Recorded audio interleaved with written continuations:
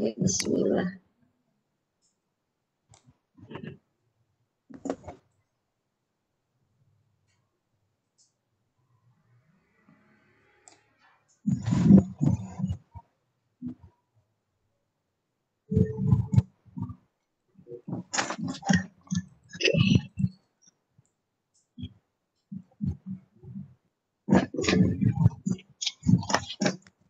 Bismillahirrahmanirrahim. Assalamualaikum warahmatullahi wabarakatuh. Bunda, maaf belum direkam. Sudah on, Bunda? Di aku belum. Oh ya udah yuk. Okay. Ya udah yuk. Ya, izin Bu Prof, kita mulai ya. Iya, silahkan. Ya, terima kasih. Bismillahirrahmanirrahim. Assalamualaikum warahmatullahi wabarakatuh. Waalaikumsalam warahmatullahi wabarakatuh. Yang kami hormati narasumber hebat di malam hari ini, kami sebut nama beliau Profesor Dr. Novianti Jafri, SPDI MPDI. Yang kami hormati Bapak Ibu, sahabat Sadar Igi, sahabat Gosma yang malam hari ini sudah hadir di room event SMK.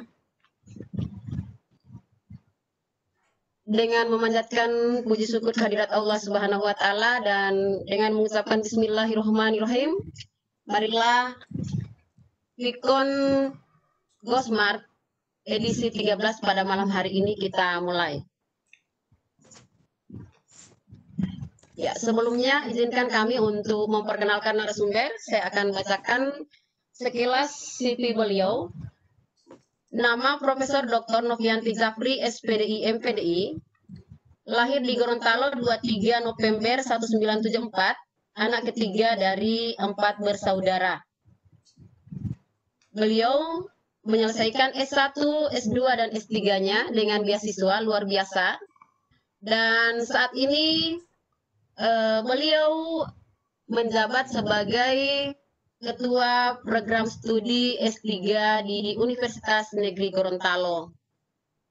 Sebagai seorang dosen dan guru besar di UNG, beliau aktif menulis, baik itu menulis buku dan jurnal yang sudah terbit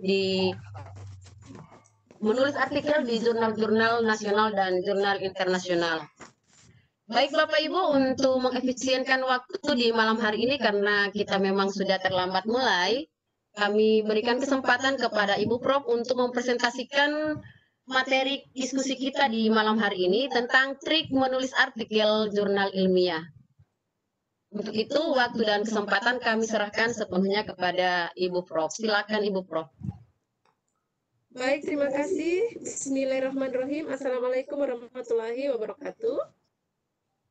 Bapak Ibu yang saya hormati, peserta webinar pada malam hari ini, saya merasa berbahagia bisa bersama Bapak Ibu pada acara malam ini. Adapun ditugaskan kepada saya dari sahabat Ibu Herlina Ohi, bahwa saya mendapatkan materi tentang trik menulis artikel jurnal ilmiah. Insya Allah ini menjadi berkah dan ladang pahala buat kita. Untuk kedepannya kita lebih baik lagi, bisa berkompetisi, inovatif, dan kreatif. Saya pikir bahwa dalam hal zaman milenial sekarang, bahwa kita dituntut untuk bagaimana lebih inovatif dalam menulis dan berkarya. Apalagi kita sebagai pendidik, pastinya kita selalu ada yang namanya inovasi-inovasi dalam pembelajaran. Kemudian ada juga beberapa yang perubahan-perubahan dinamika pendidikan yang selalu kita hadapi bersama. Baik, dalam trik menulis artikel jurnal ini, saya sederhana saja mengantarkan ini. Karena kalau kita berpikir menulis itu adalah suatu beban, maka tidak akan selesai. Kita menulisnya dengan enjoy. Kalau saya demikian. Baik, sebagai pengantar pendahuluan, saya tidak menjelaskan, tapi saya akan memberikan beberapa motivasi kepada Bapak Ibu. Saya pikir Bapak Ibu adalah seorang praktisi yang juga sangat pastinya sudah selalu menulis. Tetapi yang lebih ke depannya adalah kita belum terarah, kita belum terlalu tahu formatnya, kita belum terlalu tahu bagaimana teknik-teknik dalam menulis. Untuk itu ada juga trik-trik bagaimana tulisan kita bisa terima dengan baik. Nah, untuk hal ini, kedepannya dalam penulisan karya ilmiah, kita tahu persis bahwa tulisan kita itu, yang akan kita tulis, artikel itu, adalah melalui syarat-syarat dari penelitian. Mengapa demikian? Karena ini sangat penting untuk keakuratan dan juga sebagai hal yang bisa dipercaya di khalayak.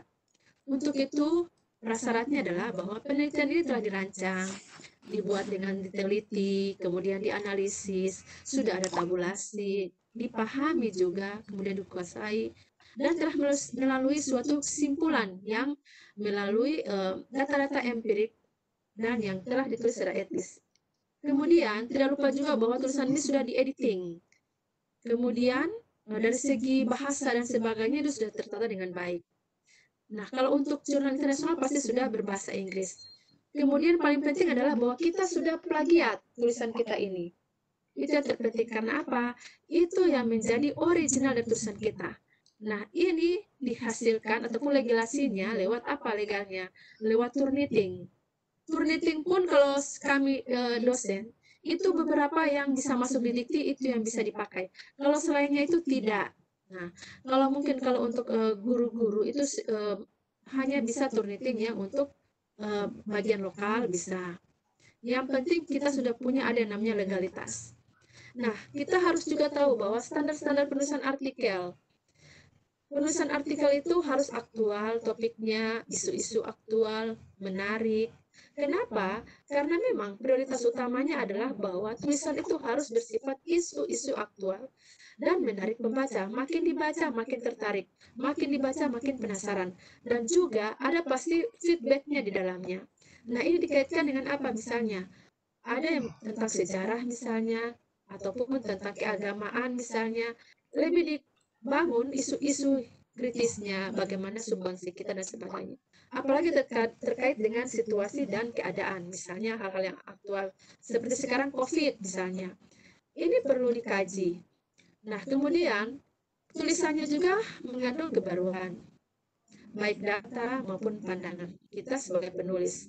Tentunya ini tidak lepas dari beberapa hal yang harus kita review gitu. Nah, reviewnya seperti apa? Kita harus lihat betul bagaimana dari kumpulan review atau kutipan-kutipan itu kita tahu persis betul dari data-data yang didapatkan karena orang-orang ilmiah itu bicaranya dengan data dan fakta, bukan katanya gitu. Nah, untuk hal-hal ini juga diperhatikan adalah bagaimana format-formatnya yang harus sesuai kita ikuti. Karena kalau tidak sesuai format itu biasa hanya dimuat pada artikel-artikel media atau surat kabar. Kalau dia ilmiah yang jurnal, itu pasti punya syarat-syarat tertentu. Gitu. Nah, kemudian kerangka sistematika serta tulisannya punya gaya sendiri setiap kalau kita mau jurnalkan misalnya. Nah, ini beberapa hal-hal yang terkait yang harus kita lihat. Nah, kalau misalnya kita ambil tentang dari bidang iptek ya misalnya, itu harus kita lihat bahwa berapa besar dari referensi yang kita dapatkan, berapa persen dari data yang kita ambil. Ini sebenarnya kenapa? Karena ini keakuratan data penting. Yang berikutnya, kalau kita hanya menulis tentang hal-hal ide dan sebagainya, itu saya pikir bukan bagian yang ilmiah, tapi sumbangsi pemikiran. Nah, nanti bagaimana kita bisa menulis dengan yang baik? Ada beberapa tips. Kalau kita mau biasa-biasa dulu, kita harus bisa kembangkan dulu ide kita. Kita kembangkan ide untuk menulis artikel. Kita mulai dengan gagasan-gagasan pikiran kita. Kemudian kita menggali ide kreatif kita. Nah, dengan ini kita harus mulai pemikiran-pemikiran sistematis. Kita mulai kaji. Ini berangkat dengan apa pertama? Saya ingin mengembangkan diri misalnya. Kemudian, apa yang ingin saya sampaikan misalnya? Atau tidak, kita ingin menggugat hasil penelitian orang. Kita harus ulang lagi dengan penelitian kita dari sudut pandang yang lain misalnya. Ini untuk menjawab apa? Permasalahan-permasalahan, bagaimana untuk menyelesaikan masalah, kemudian ada pandangan-pandangan kita. Ini sebenarnya kita bisa hasilkan. Kalau ini berarti kita merujuk pada kualitatif. Kalau kita berdasarkan dengan data-data empirik, kita mulai numerik, itu kuantitatif. Nah, kita mulai dengan kerangka tulisan lagi. Secara sederhana biasanya kita mulai dengan pendahuluan. Itu dulu kita buat kerangka ini. Kita mulai pendahuluan, pembahasan masalah, solusi-solusi. Kita bikin dulu secara apa yang kita mengerti dulu, gitu. Nah, ini sebenarnya apa? Merangsang pemikiran kita untuk mulai menulis. Biasanya semuanya ingin dimasukkan. Pokoknya apa saja yang dimasukkan. Kita pilih-pilih dulu.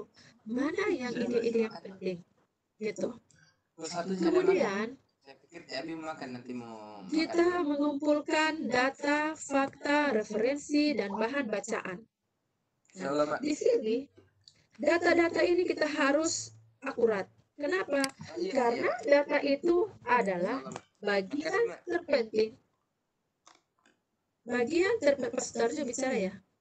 Bagian terpenting yang harus kita berikan bahwa ini adalah menjadi tingkat kepercayaan orang. Dengan data ini orang akan percaya, oh ini yang kita hasilkan, gitu. Oh ini yang didapatkan di lapangan. Kalau misalnya begini, kita ingin melihat tentang bagaimana tentang budaya free sex misalnya. Tapi kita harus dukung dulu dengan data-data yang ada, peneliti terutama, atau kajian awal, itu harus ada. Kemudian kita mulai mengkaji, berangkat dari situ, kita mulai dapat seberapa persen orang mengatakan ini, berapa persen ini. Kita turun lagi, kita uji di lapangan. Ini yang harus kita perhatikan, supaya kita terbebas dari yang namanya, apa istilahnya, bahwa kita hanya mengada-ngada. Data-data yang kita ambil hanya punya orang lain. Kita juga punya yang namanya apa? Punya data-data otentik dari kita sebagai peneliti. Ataupun kita penulis artikel. Nah, ini pentingnya bahwa kita sebagai penulis. Sehingga ada tulisan-tulisan kita yang baik, yang kita bisa ekspresikan dengan bebas, tetapi beretika. Karena kita punya yang namanya ikatan dari kode etik keilmuan. Yang berikutnya, perbedaan antara karya non-ilmiah ataupun semi-ilmiah dan ilmiah, itu bisa kita lihat pada beberapa bagian ini. Di sini kita lihat tentang non-ilmiah. Kalau non-ilmiah itu adalah tulisan yang sangat bebas dan hampir tidak memiliki format baku. Tapi dia bisa terterima oleh khalayak. Jadi seperti misalnya puisi, novel, naskah cerita, cerpen, dan sebagainya. Ini adalah karya non-ilmiah karena bisa dikembangkan melalui pemikiran-pemikiran kita yang kita anggap itu sudah sistematis kita sesuai pendapat kita ataupun kita pernah baca di buku ini kita kembangkan sendiri. Kalau semi ilmiah adalah tulisan ilmiah namun tidak memiliki format yang baku. Jadi dia misalnya seperti artikel-artikel yang diterbitkan di media surat kabar. Yang penting dia tidak melanggar undang-undang IT misalnya. Dia betul-betul fakta gitu. Ini yang tidak sesuai tidak membutuhkan format baku. Tapi kalau artikel ilmiah, dia memiliki format yang sangat baku, yang harus diterapkan oleh si penulis itu sendiri. Karena karya ilmiah itu memiliki metode penulisan yang sesuai dengan sudah menjadi bagian dari penulis itu untuk melihat bahwa bagaimana antara UGM misalnya beda tata penulisannya dengan universitas lain misalnya. Itu kalau untuk hasil kajian ilmiah, tulisan, disertasi dan sebagainya. Tapi kalau dia untuk tujuan tulisan artikel, setiap dari SJR untuk menampilkan ataupun memuat itu dari formatnya. Seperti kami yang saya tergabung di RCI, kami banyak sekali jurnal-jurnal dengan format-formatnya sendiri yang akan diberikan nanti. Misalnya untuk jurnal di Eropa beda formatnya, ini beda gitu. Apalagi yang pernah saya muat, Turki beda untuk itu. Tergantung dengan format. Jadi tulisan kita sudah bagus, tapi menurut mereka ini tidak memiliki standar baku mereka.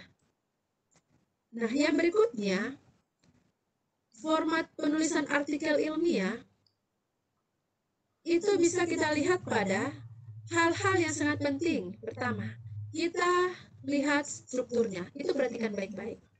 Karena di format adalah struktur yang harus kita perhatikan. Atau bisa disebut dengan apa? Sistematika penulisan.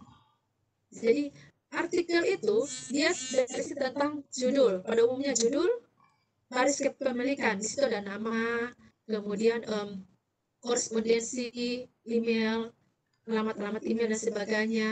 Kemudian yang berikutnya berikutnya abstrak, ada kata kunci di bawahnya, kemudian pendahuluan, metode juga ada. Tapi kalau untuk yang non penelitian, biasanya non penelitian itu tidak pakai metode. Dia langsung ke hasil dan pembahasan. Kemudian kesimpulan dan juga ada ucapan terima kasih. Kemudian daftar pustaka. Nah, untuk tinjauan pustaka biasanya kalau di hasil penelitian itu harus ada. Kenapa? Karena ini membedakan penelitian dengan yang lain. Tapi kalau untuk jurnal atau artikel yang kita akan muat untuk artikel ini ke jurnal internasional dan nasional, biasanya mereka tidak terlalu ada tinjauan pustaka, tidak terlalu diminta tinjauan pustaka, tapi dia harus dimasukkan ke dalam pendahuluan setidaknya ataupun pada pembahasan. Karena pembahasan ini yang nanti lebih banyak kita untuk berelaborasi bahasa kita, hasil penelitian kita dengan hasil penelitian terdahulu. Di sini kita bisa membandingkan, kita bisa untuk menyamakan, atau kita bisa untuk memberikan keterangan yang lain yang unik, mengungkap-ungkap yang unik, ataupun yang inovasi-inovasi, itu di pembahasan. Nah, pengutipan pustaka dalam pembahasan ini sebenarnya harus melalui analisis data. Kenapa? Karena analisis data ini yang penting, yang harus kita terapkan pada penelitian. Kenapa?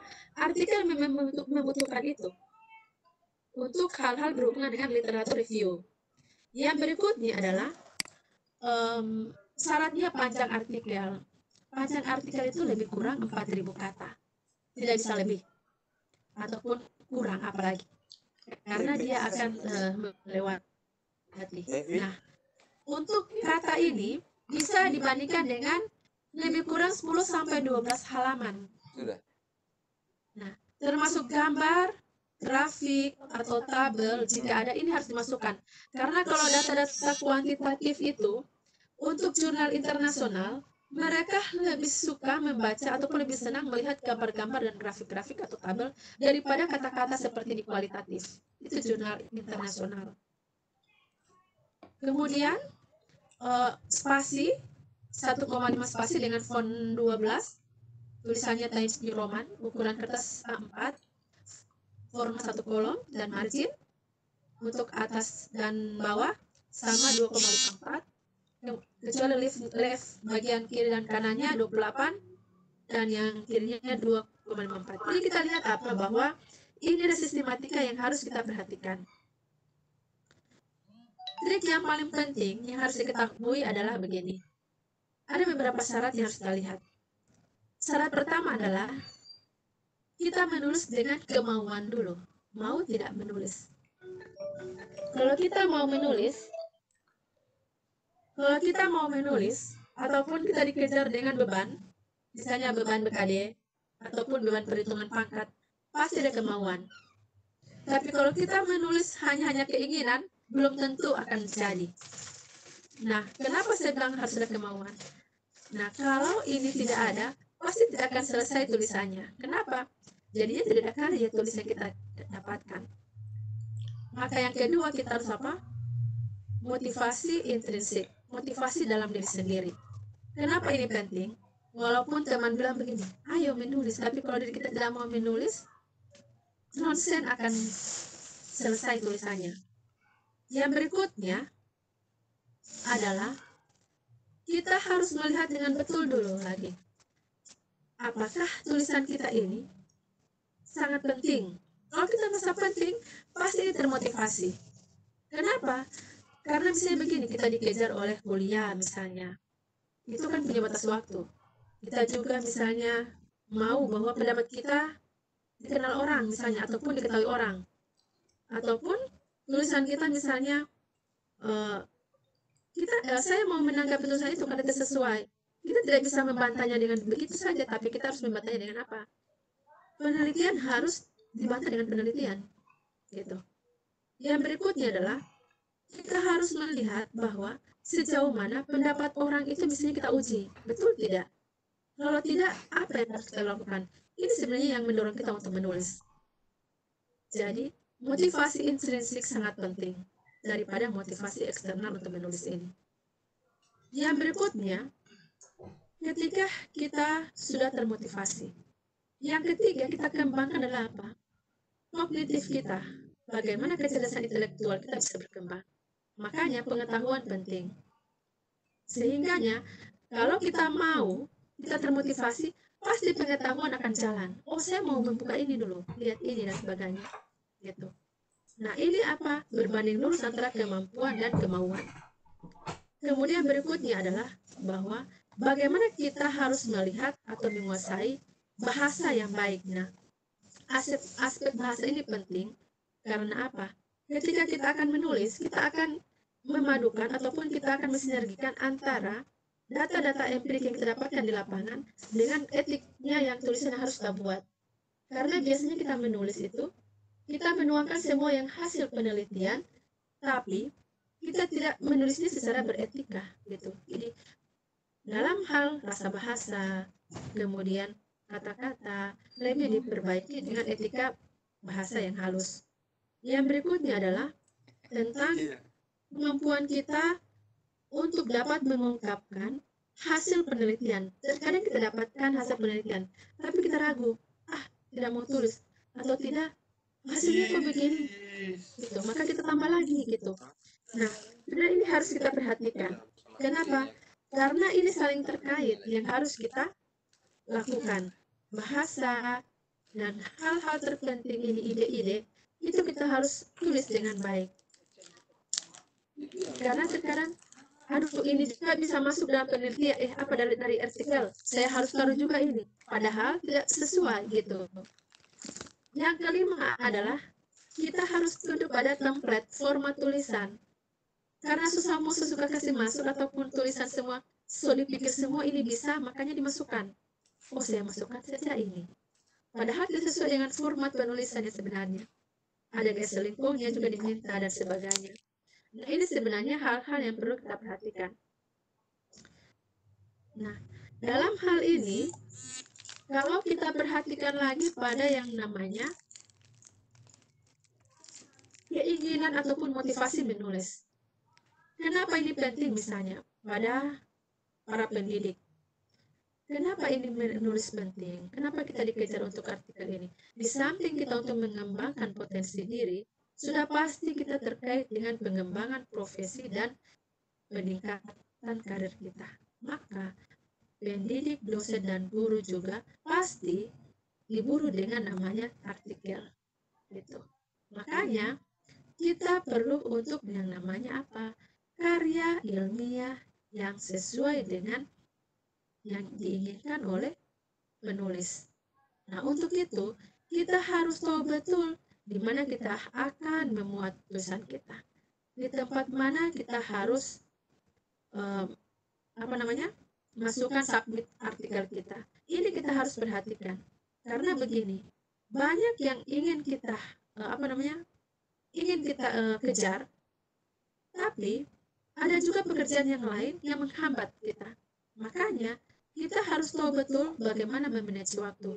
Kita juga kerja, kita juga banyak tuntutan, tanggung jawab, tapi kita juga harus melihat bahwa ini tujuan kita untuk sebagai guru, yakni apa? Menulis juga gitu.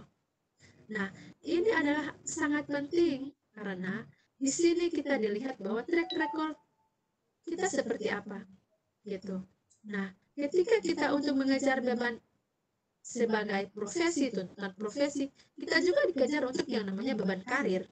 Makanya di buku ini, di artikel ini, kita juga bisa membuat buku, kita juga bisa membuat proceeding. Ini artikel-artikel yang bisa diakui. Kita muat juga di koran, pasti ini bisa masuk. Tapi kalau jurnal mungkin dia, kalau guru-guru dia angka kreditnya 2, kalau tidak salah. Nah, untuk guru dalam menaikkan pangkat atau golongan, ini pasti kita harus mengumpulkan poin kredit. Makanya, di samping menulis artikel, juga kembangkan yang lain. Kita bisa juga untuk memuat yang namanya media elektronik dan sebagainya. Kenapa? Karena pengembangan profesi itu bukan hanya pada yang namanya kita hanya mengajar, tapi menulis, berkarya juga itu penting.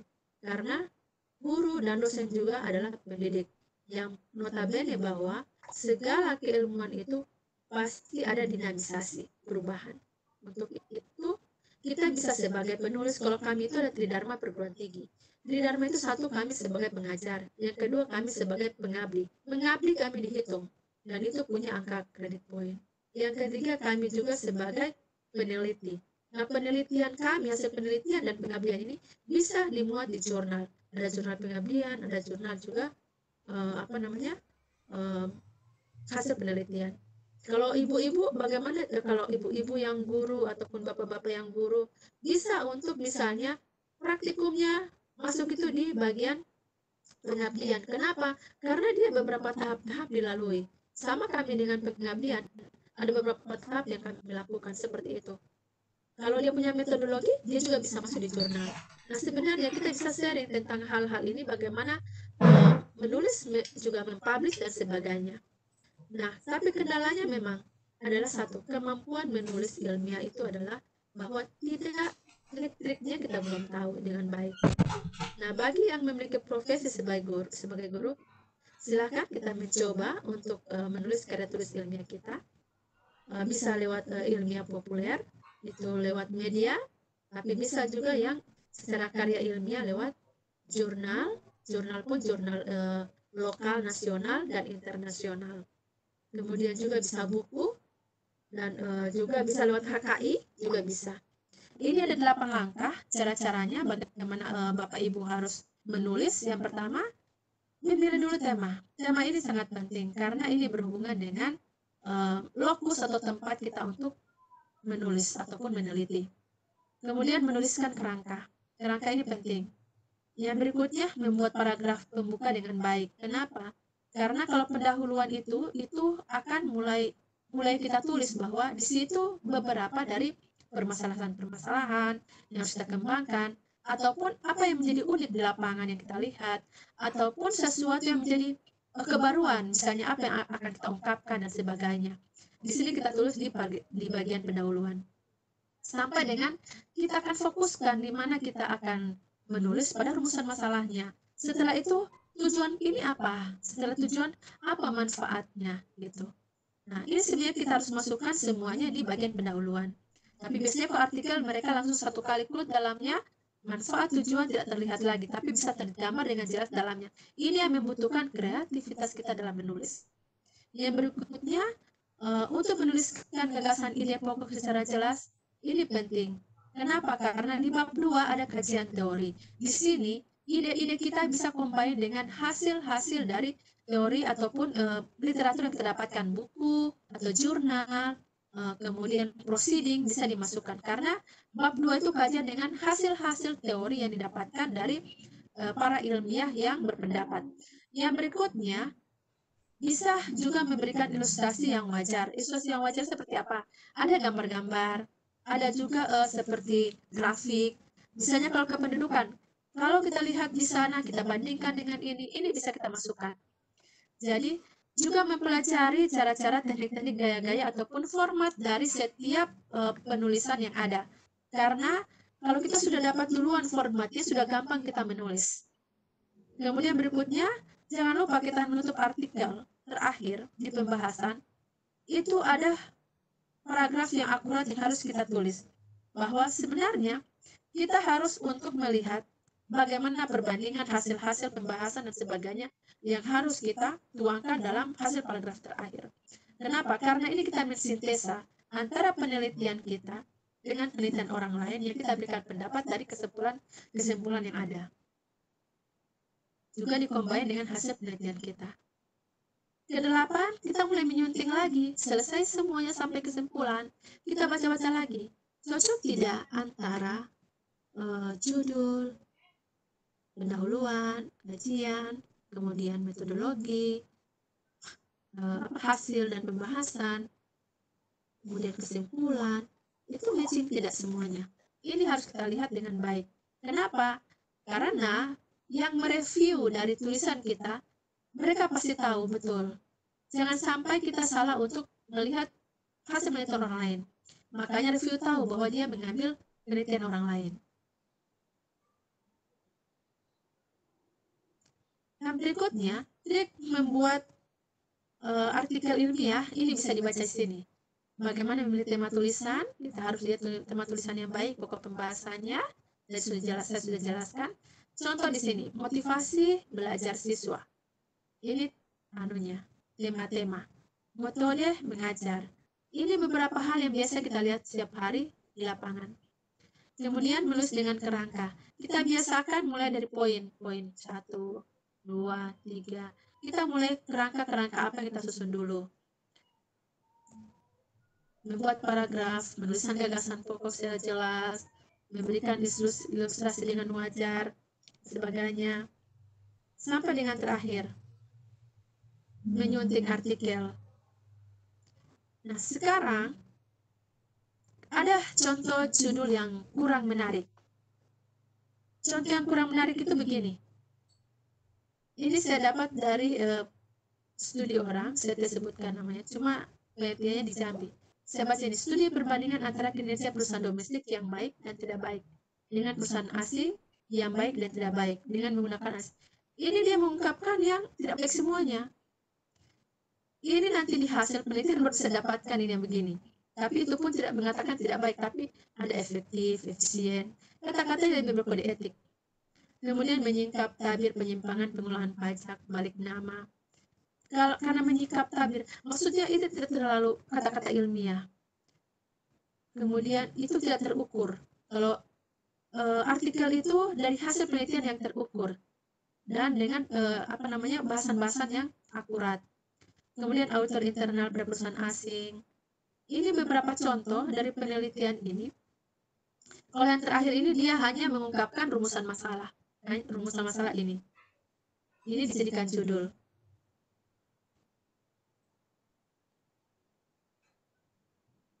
Jadi untuk judul, dia sangat sedikit, tidak banyak.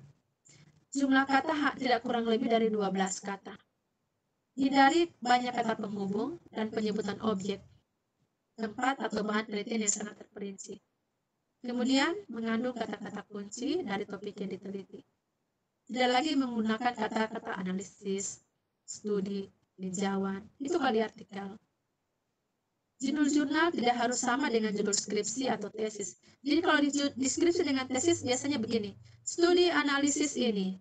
Kalau sudah di hasil penelitian tidak begini lagi. Jadi kemudian terakhir hindari penggunaan singkatan, rumus, dan rujukan. Misalnya SMA. Harus tulis sekolah menengah atas, sekolah menengah kejuruan. Itu dihindari untuk judul. Nah, dalam sudah 2 kali tertulis. Tadi lagi saya bilang lihat format gaya selingkung. Apa itu gaya selingkung? Gaya selingkung itu gabungan dari format dan gaya untuk menulis. Gayanya seperti apa? Formatnya seperti apa? Kalau formatnya kita lihat begini.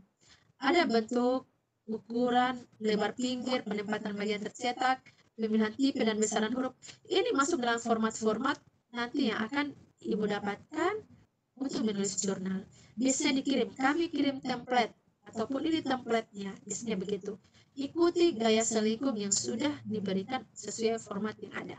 Supaya tulisannya akan lebih baik. Karena apa? Artikel itu akan tersusun, tertata semuanya dengan baik secara harmonis, selaras dan berimbang, dan enak dibaca. Ini beberapa contoh dari jurnal saya yang terterima di Eropa. Ini yang strategi.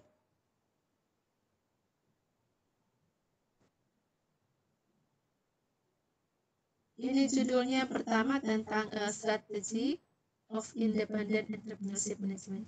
Jadi judulnya cuma begini, manajemen strategi wirausaha mandiri. Orang-orang Eropa tidak mau banyak cerita dalam jurnal. Mereka melihat dari judul yang simple-simple. Tapi di judul ini semuanya mengisi tentang mengungkap dari judul ini semuanya dalamnya sini. Ini termuat di Scopus Q2 saya di Jurnal Internasional Eropa. Yang mengantarkan saya guru besar. Ini yang satu lagi, Q2 saya, partner dengan teman saya. Artikelnya tentang Mapping of Leadership Species, Protection for the Sustainable Economic Growth of Local Community. Ini berbicara tentang pemetaan kepemimpinan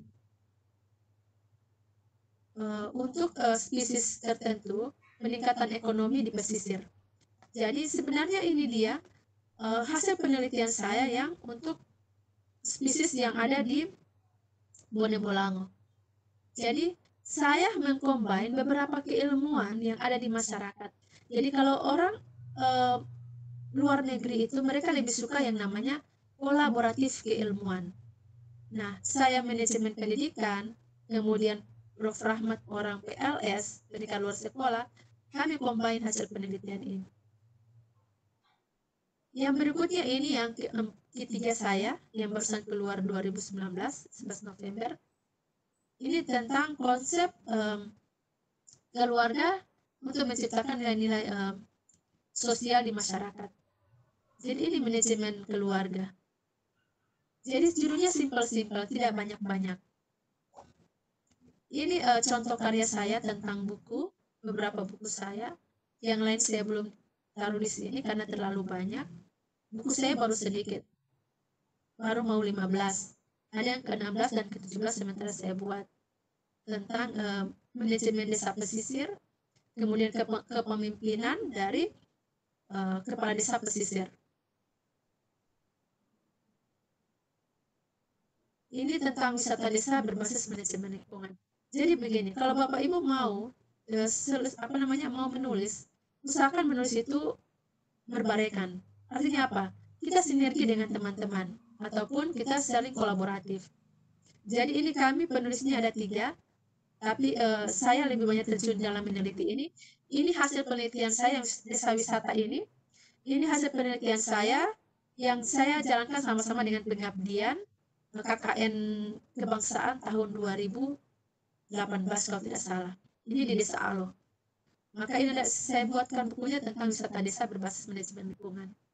Yang sebenarnya ini judulnya adalah manajemen masyarakat Alo melalui melalui partisipatif berbasis manajemen lingkungan. Jadi saya selalu tetap tidak meninggalkan role saya tentang ilmu saya manajemen pendidikan. Saya masukkan di sini edukasinya. Jadi saya melihat dari kondisi psikologis masyarakat yang diedukasi. Ini beberapa contoh dari hasil karya saya, salah satunya HKI. HKI saya baru mau ke-8, ke-9 yang sementara dibuat 10 juga ada. Jadi 2 lagi yang masih mau dibuat. Kenapa saya tidak memasukkan 1 kali 1 bulan? Karena kalau dalam perhitungan angka kredit kami di kampus, itu lebih baik tidak berdekatan waktunya. Tapi karena kalau kejar BKD terhitung semuanya, beban kerja dosen. Jadi kalau membuat juga untuk hal-hal berhubungan dengan angka kredit, kita tahu strateginya menilai. Supaya kita tahu bagaimana cara-caranya untuk perhitungan angka kredit. Beberapa kata-kata motivasi yang saya kutip dari beberapa orang. Segera menulis. Tak perlu strategi khusus. Sing penting nulis apa yang kita lihat, dengar, dan rasakan. Mulailah dengan menuliskan hal-hal yang kita ketahui ataupun kau ketahui. Tulislah tentang pengalaman dan perasaanmu sendiri. Jika kita mau menulis, maka semua pertanyaan yang timbul dari diri kita akan terjawab dengan sendirinya. Jadi sudahlah, tak perlu jadi seorang penulis, tapi teruslah menulis, karena puncak dari kecerdasan dan pembelajaran adalah menulis. Karena kalau menulis itu biasanya dua ranah berjalan. Kita membaca, kita menganalisis, dan juga tangan kita bergerak. Jadi 3. Ini ada Imam Ghazali mengatakan, kalau kamu bukan anak raja dan bukan anak ulama besar, maka menulislah supaya kita dikenal orang. Baik, terima kasih, arigato. Odu olo, thank you so much. Bapak Ibu semuanya. Billahi taufik wal hidayah. Wassalamualaikum warahmatullahi wabarakatuh.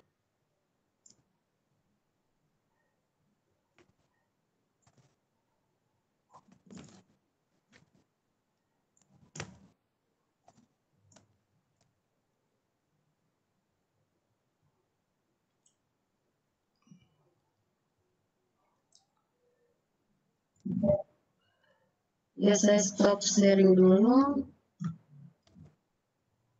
Bagaimana Ibu Herlina, bisa didengar? Sudah menjelaskan? Ya, sudah. Alhamdulillah. Kita akan masuk ke tanya jawab. Silakan.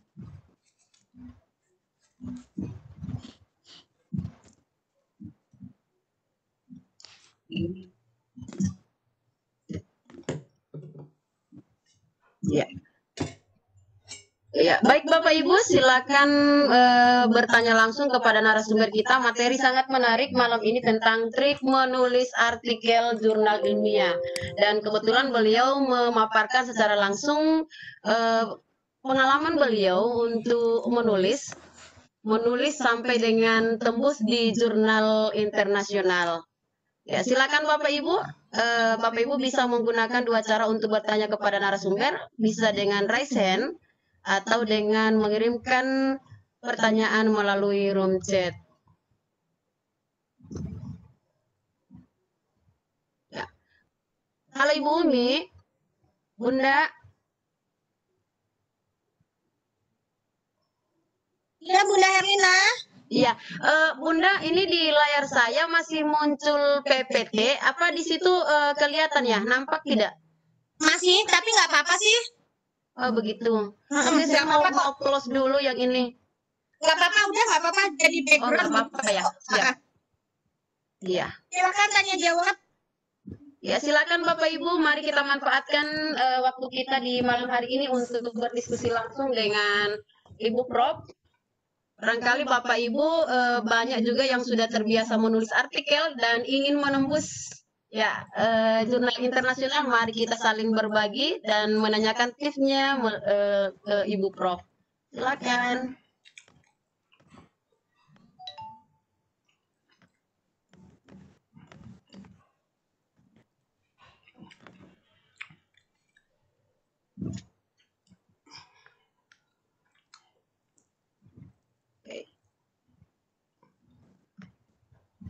Ya. Halo, apakah suara saya bisa kedengaran Bapak Ibu? Oh ya, di sini sudah banyak sekali yang raise hand ya. Mohon maaf. Saya akan berikan kesempatan kepada yang raise hand pertama. Ya.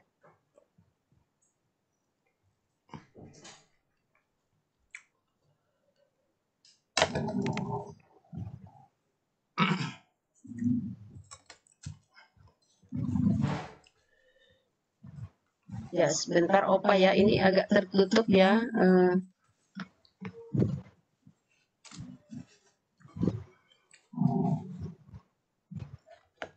Ya, di sini ada Pak Syair. Ya, mohon maaf ini Bapak atau Ibu Syair. Silakan. Oh, Bapak ya. Bapak.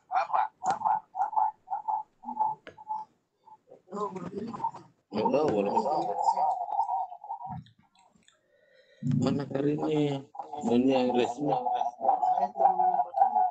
Mau mereka? Ya. Ini. Halo Pak. Pak Syair, barangkali HP Bapak mungkin berdekatan dengan laptop, yang keduanya audionya lagi on sehingga ada pantulan suara. Mungkin salah satunya bisa di-off-kan. Ya, saya berikan kesempatan kembali. Silakan Pak Syair. Halo. Ya, silakan Pak.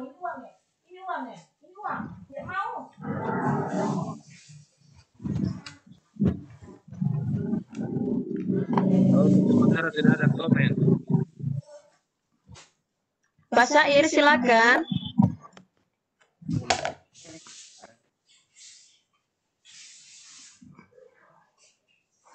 Ya.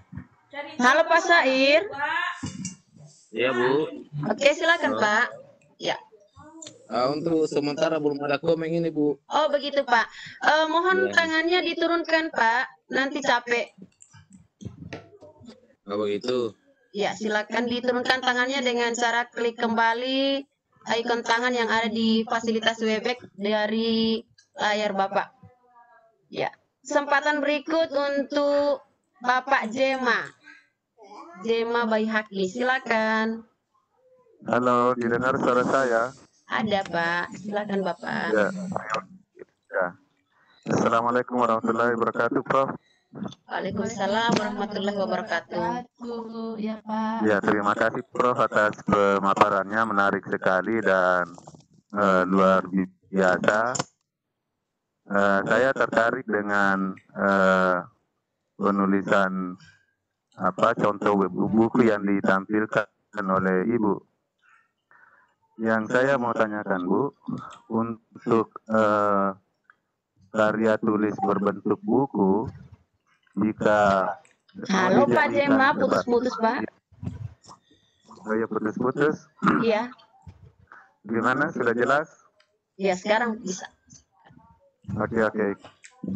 Begini ya, saya mau tanyakan tentang penulisan buku, Prof. Iya. Kalau kita memiliki draft buku untuk diterbitkan dengan tujuan untuk pemenuhan angka kredit kenaikan pangkat, apakah draft tersebut sebaiknya diterbitkan sekaligus atau diterbitkan tidak sekaligus, diterbitkan tahun ini atau semester ini, baru draft yang satunya diterbitkan di semester berikutnya atau tahun berikutnya? Mana bagus, apakah harus diterbitkan atau diterbitkan secara tidak bersamaan? Karena jangan sampai ada perhitungan angka kreditnya yang berbeda bersamaan. Saya mau tanyakan Prof. Terima kasih. Oke, terima kasih Pak. Silakan Ibu Prof ditanggapi langsung. Baik Pak, saya jawab ya. Jadi Ya. begini, penulisan buku kita lihat dulu Pak.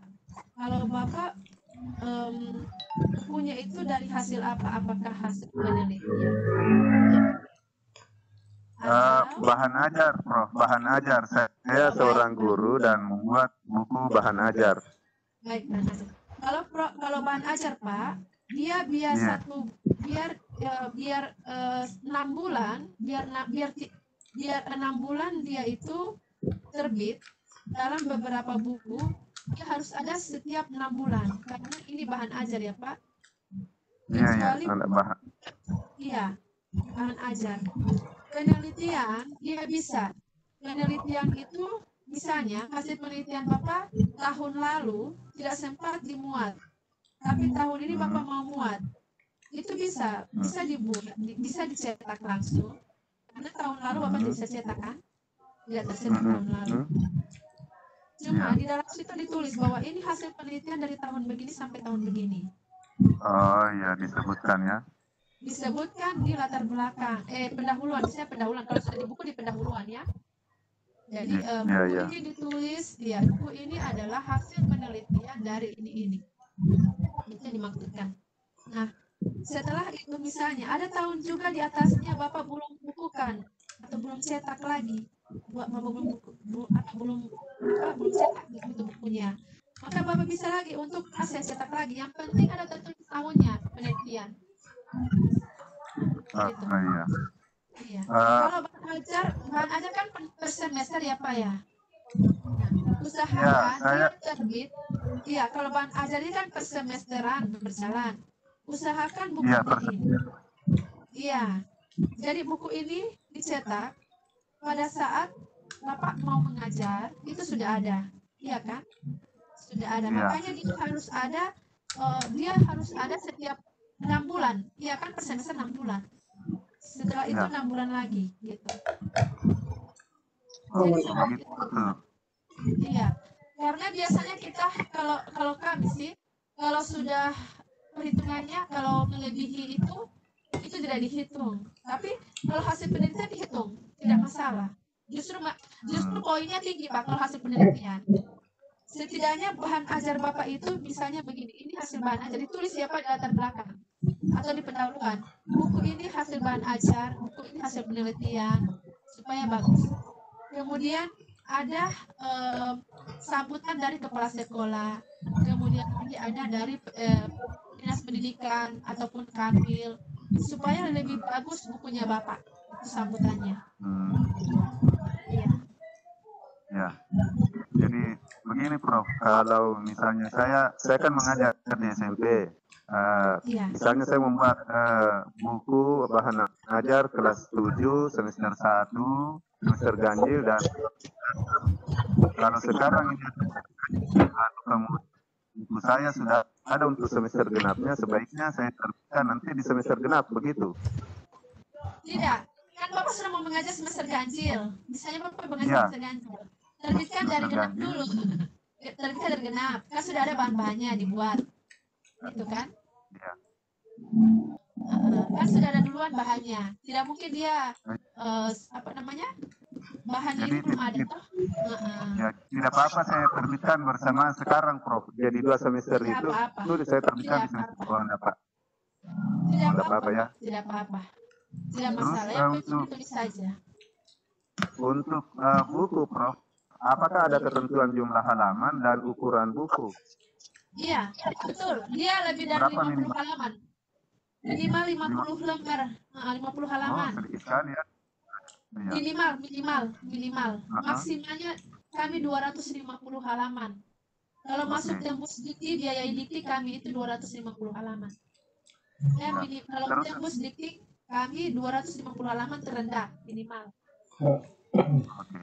Terus Iya. Prof, apakah ada syarat penerbit itu misalnya harus anggota IKAPI atau biar bukan anggota IKAPI itu berterima enggak? Betul Pak, sekarang sudah ada dia harus melalui dia harus ikut uji kompetensi penulis. Jadi kalau saya sudah ikut uji kompetensi. Nanti Bapak bisa minta nomor saya ke Ibu ini. Siapa yang mau ikut, nanti saya berikan informasi kapan ujian kompetensi menulis buku. Kemudian ada juga, saya juga sudah tergabung dalam, komunitas untuk mengedit ataupun penyunting buku. Jadi kita itu sudah ada namanya uji kompetensi penyunting buku. Saya juga sebagai ini.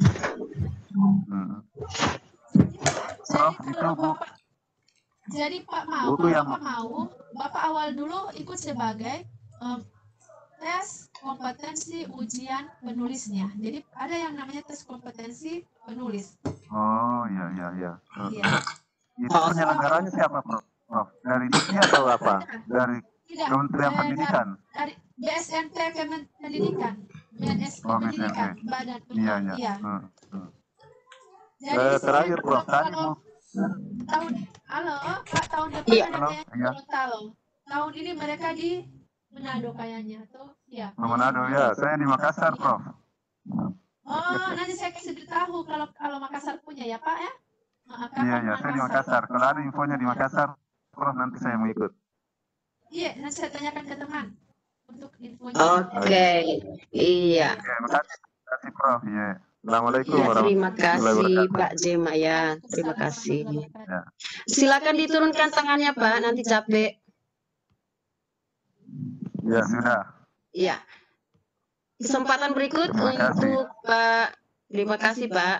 Pak Adam Dehi, silakan Pak. Ya, terima kasih. Assalamualaikum warahmatullahi wabarakatuh. Waalaikumsalam warahmatullahi wabarakatuh.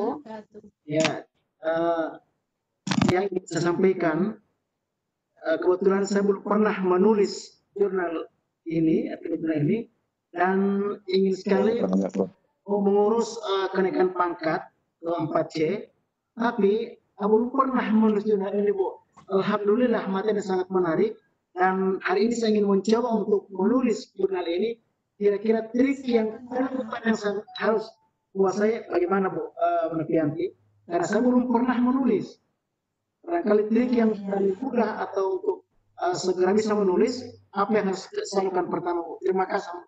Ya, terima kasih Pak Adam. Silakan Bu. Ya, baik Pak. Tadi Pak, kalau Bapak untuk guru ya, tadi saya sudah jelaskan. Untuk guru itu tidak terlalu ribet formatnya Pak. Ini yang Bapak harus kuasai aja hanya 8. Jadi Bapak bisa memilih tema tulisan, judulnya, nggak usah terlalu ribet-ribet tulisannya. Yang penting Ya, yang penting Bapak bisa menuliskan yang sesuai yang sehari-hari, misalnya motivasi berprestasi siswa di SD ataupun SMP ini, Kabupaten Gorontalo, Kota Gorontalo, di provinsi mana. Itu judul tema-temanya. Kalau sudah banyak tentang itu yang Bapak ungkapkan, lebih kepada yang namanya prestasi di sekolah yang Bapak jelaskan, supaya tidak sama dengan yang lain. Itu yang data akurat yang Bapak harus kembangkan. Jadi, juga Bapak sebelum menulis, Bapak tulis kerangka-kerangkanya. Misalnya Bapak mulai dengan pendahuluan. Apa yang saya akan tulis pendahuluannya? Misalnya Bapak mengungkap yang hal-hal yang terbaik di sekolah. Berarti yang keunikan. Yang keunikan ya. Di sekolah ini memiliki mahasiswa yang berprestasi. Dengan tingkat prestasinya ini telah melalui beberapa dari kompetisi. Kompetisinya lewat ini, juara 1 ini, juara 2 ini, juara 3, begitu-begitu Pak ungkapkan. Jadi makin Bapak mengungkapkan, kemudian di dalamnya nanti Bapak tulis strategi guru dalam kompetensi. Itu mulai dari rumusannya masuk gitu. Tapi di latar belakang sudah jelaskan, maka mereka ini diajarkan melalui ini. Berarti Bapak akan masuk strateginya seperti ini gitu. Jadi Bapak banyak membaca dulu ya semua contoh-contoh jurnal Bapak baca misalnya. Contoh-contoh buku yang Bapak baca supaya Bapak punya gambaran berpikir.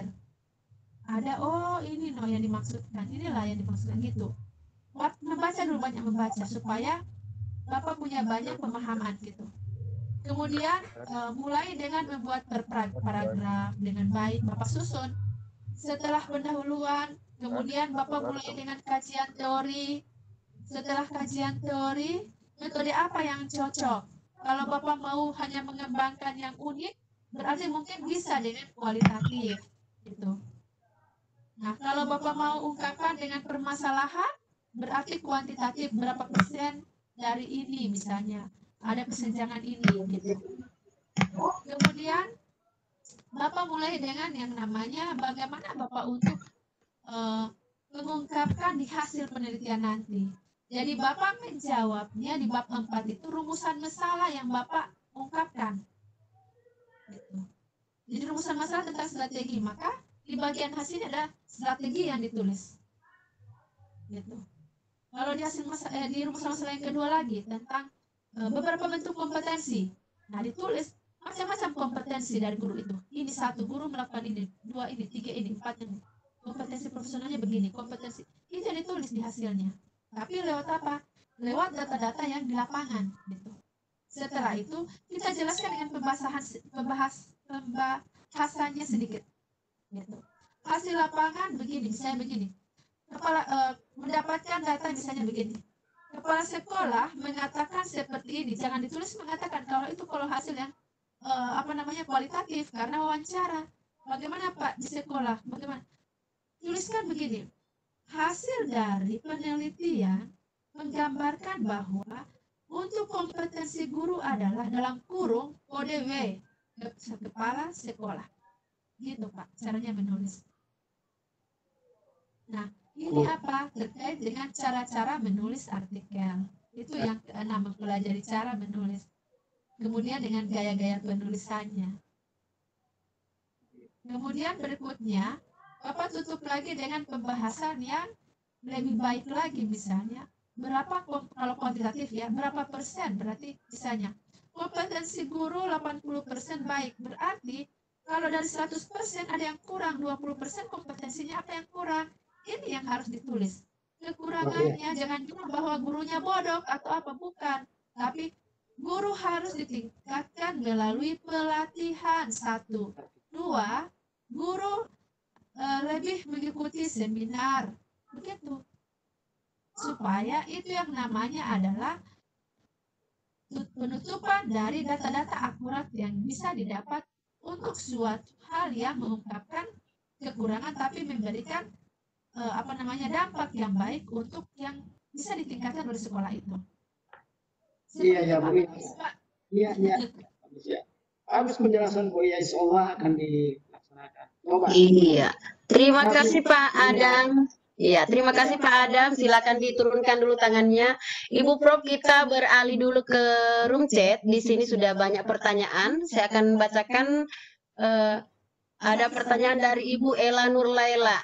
Assalamualaikum, izin bertanya Prof. Saya Ela dari Cirebon. Ada beberapa hal yang ditanyakan. Pertama, apa yang dimaksud dengan buku-buku proceeding? Contohnya bagaimana? Yang kedua, saya tertarik dengan jurnal non-penelitian. Bisa lebih dijelaskan? Ini pertanyaan beliau cukup banyak. Kemudian, ya, yang ketiga, tadi disebut gaya selingkuh. Maksudnya apa ya? Jadi ini Ibu Ella sudah dijelaskan oleh Prof tentang gaya selingkuh. Kemudian saya guru biologi, bisa Prof kasih ide satu saja untuk jurnal non penelitian yang bisa diambil dari lingkungan sekolah, mau bikin jurnal tapi kok sulit begitu mulainya. Ya. Jadi ini Prof pertanyaan beliau yang disampaikan ke Prof. Yang pertama tentang buku proceeding, seperti apa itu buku proceeding? Silakan Prof. Itu baik.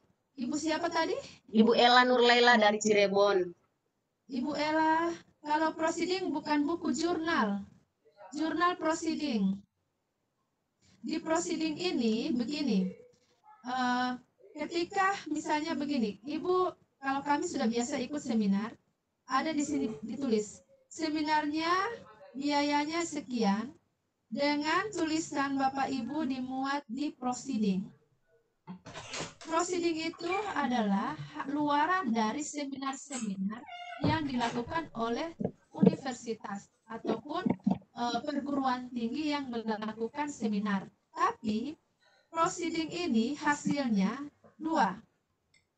Ada yang non penelitian, ada yang penelitian. Biasanya kalau penelitian orang mengejar luaran. Kalau kali penelitiannya Dikti, kebetulan saya pernah dapat Dikti, dana Dikti penelitian 2 tahun 2016-2017 Dikti yang didanai setiap tahun 50 juta.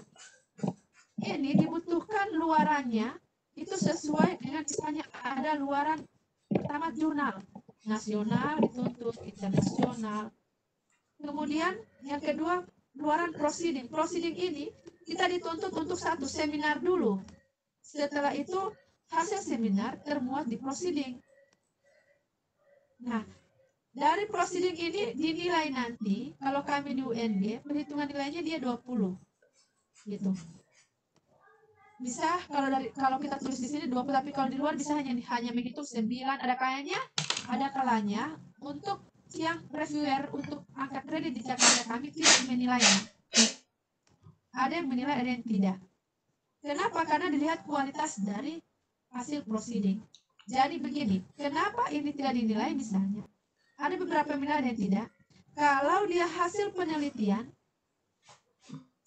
biasanya dinilai. Kalau saya lalu untuk naik pangkat semuanya ada nilai. Ada yang orang lain tidak dinilai. Karena ternyata biasanya saya lihat ini hanya non penelitian. Yang Ibu maksudkan non penelitian itu begini. Saya jelaskan. Non penelitian itu adalah ide-ide atau gagasan-gagasan yang Ibu tuangkan. Ini kebanyakan orang yang tidak melalui penelitian, tapi dia punya gagasan yang sangat baik. Karena kenapa? Dia hanya ingin mengungkapkan sesuatu yang berada sekitar tanpa penelitian. Contohnya begini. Kalau di biologi itu kemarin saya pengabdian saya biologi matching dengan ilmunya dari teman saya yang biologi. Beliau kaprodi S3 MIPA. Itu judul pengabdian kami itu tentang bagaimana manajemen pembelajaran guru biologi. Saya lihat dulu ya, jangan sampai salah saya. Judul saya, tunggu saya lihat sebentar. Saya buka dulu saya.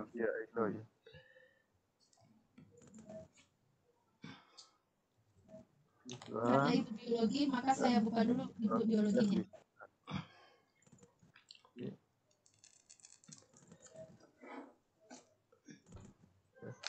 Saya berikan contoh sedikit tentang biologi.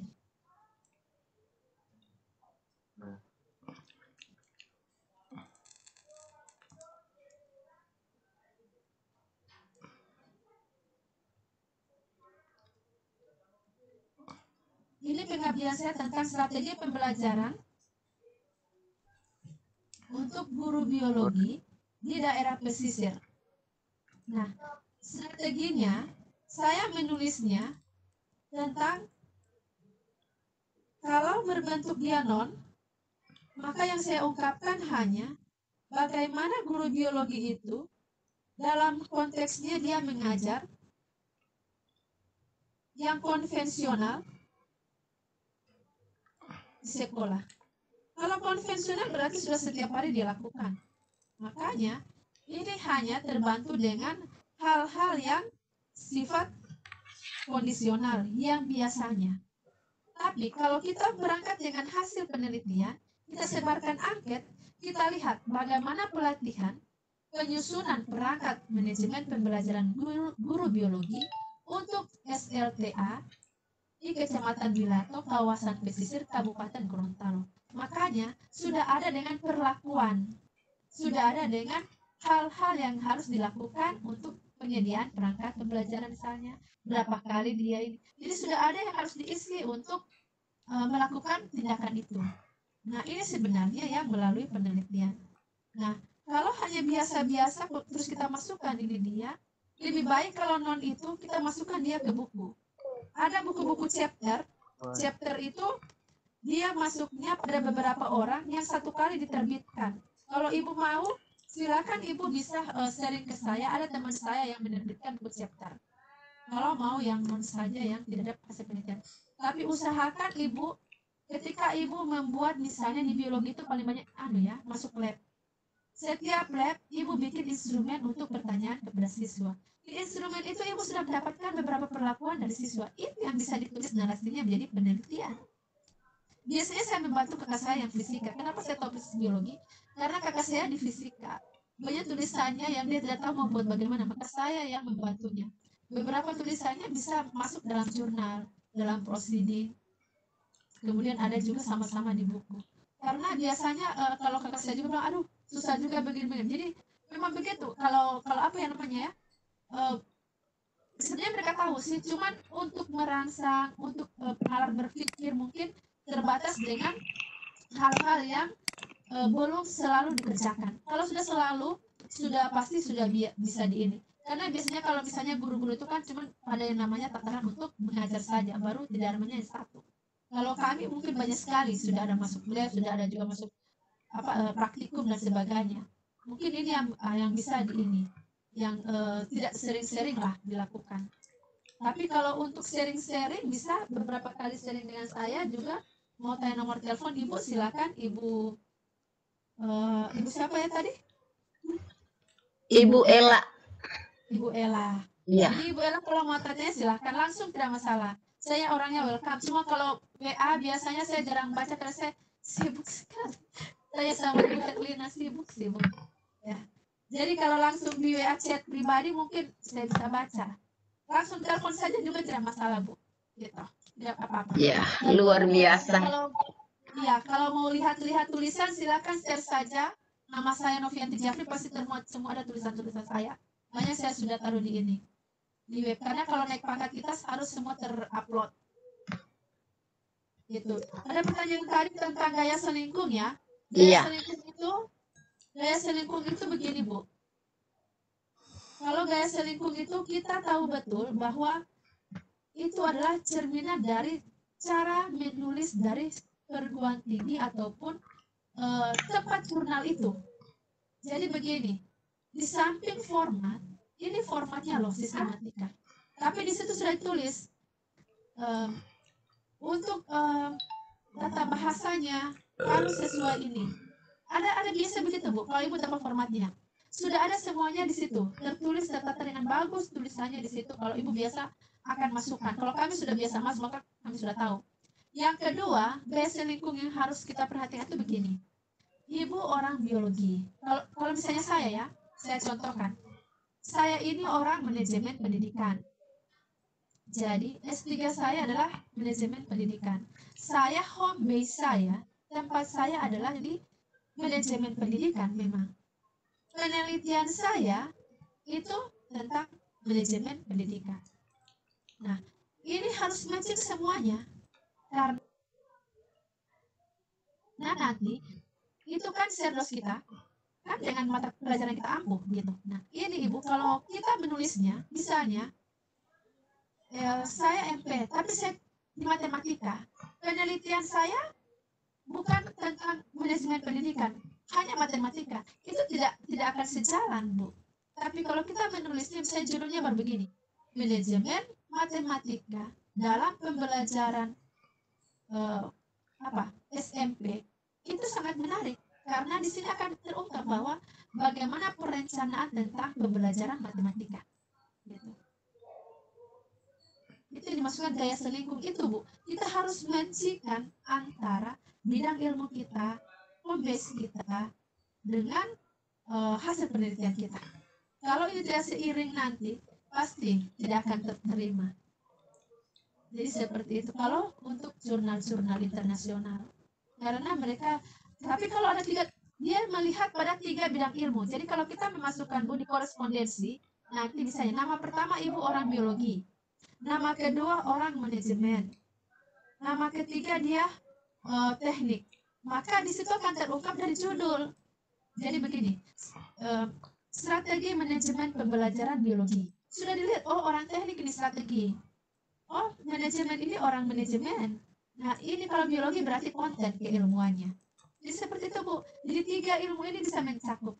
Kalau Ibu mau berkolaborasi dengan yang lain. Tapi kalau cuma satu toh, Ibu masuk dengan motivasi pembelajaran biologi. Jadi seperti itu.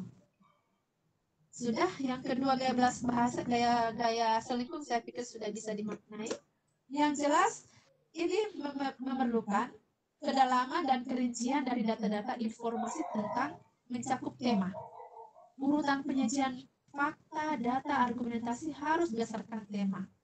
Jadi juga didasari oleh intensitas pemikiran yang terlihat mendasari dari tema dan data-data otentiknya. Jadi style-stylenya seperti itu nanti ada. Itu namanya gaya selingkuh. Seperti itu ya Bu. Apalagi yang ketiga saya sempat baca tadi. Iya, luar biasa. Sudah terjawab Bu Prof. Oh sudah ya? Iya. Di situ kata-katanya halus. Bagusnya orang-orang dari luar negeri itu, mereka itu bahasanya halus dan mereka selalu memotivasi kita. Jadi di situ dengan diartikan bahwa pertama saya di review, tapi saya awalnya Pak, saya dengan sama-sama dengan teman-teman mengikuti seminar di Biodiversitas UGM. Seminar Biodiversitas UGM itu Pak, itu sebenarnya biologi, punya biologi semua itu. Cuma saya lebih mengembangkannya pada yang namanya kepemimpinan, leadership. Kenapa saya ambil leadership? Karena di manajemen pendidikan itu tentang leadership selalu saya mengajar tentang leadership karena ada buku saya tentang kepemimpinan perilaku organisasi. Ini saya kembangkan di biodiversitas itu, di biologi itu, untuk tembus dulu awalnya itu di UGM. Saya mencoba itu pada seminar internasional UGM karena UGM itu paling susah untuk kita ikut seminar akan tembus untuk jurnal ataupun akan tembus ke proceeding. Karena proceeding mereka itu juga diakui gitu. Nah, dalam seminar internasional saya pernah mengikutinya juga di Semarang, di UNES, itu tembus proceeding internasional. Itu diakui juga oleh Dikti, terterima untuk pengajuan guru besar.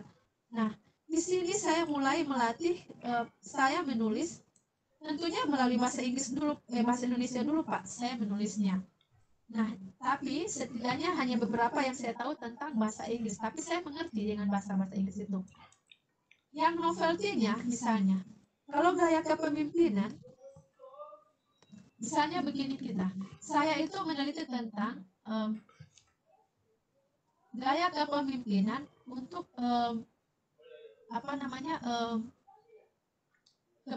kepemimpinan daerah dalam konservasi hutan mangrove. Itu Pak bisa diterima karena kepemimpinan daerah yang dilihat. Kita bukan pendaftaran yang masuk pada konten keilmuan mangrove. Bagaimana pemimpin dengan gaya-gaya kepemimpinannya, apakah demokratis berkembang, apakah gaya kepemimpinan. Jadi kita mengembangkan keilmuan kita dengan combine ilmu yang lainnya yang ada di dalamnya. Misalnya, oh saya harus matching dengan siapa gitu. Berarti orang biologi, orang lingkungan gitu. Nah, tapi saya tetap perlu keilmuan saya lihat manajemennya. Makanya saya masuk dengan manajemen kepemimpinan yang dilihat dari bagaimana perilaku dari pemimpin itu untuk perkembangan dari mangrove-nya, hutan mangrove. Bagaimana dia memperlakukan ini. Ini harus kita kaji. Nah, novelty yang saya dapatkan di sini, ini yang diungkap bahwa dengan gaya kepemimpinannya ini dapat meningkatkan hutan mangrove berkembang di sana, kepala daerah. Jadi dia punya konservasi untuk itu. Ada siapa di sana? Ini yang harus kita kembangkan gaya kepemimpinan. Ada siapa Bapak di sana? ilmunya di mana? Ini yang Bapak kembangkan. Jadi kita bisa untuk masuk ranah ini, tapi tidak melupakan ruh ilmuwan kita sendiri. Jadi jangan terbawa dengan yang ada di sekitar. Paling banyak orang tidak tahu untuk mensinergikan ilmunya sendiri dengan ilmu orang lain. Dia terpaku dengan ilmunya sendiri, makanya tidak bisa berkembang. Jadi hanya itu tuh ruang lingkup kecil yang sendiri. Kalau manajemen itu luas, apalagi manajemen pendidikan. Jadi sangat luas Pak. Kita bisa berkolaborasi. Kebetulan saya manajemen pendidikan, tapi saya psikologi manajemen. Jadi saya paling banyak melihat juga dari konteksnya perilaku. Bagaimana perilaku kepemimpinan dalam hal lingkungan. Gitu. Bagaimana kondisi psikologis masyarakat dari manajemen yang ada. Jadi edukasi yang saya kembangkan. Jadi seperti itu. Nah, dalam substansi pasti akan didapat Pak.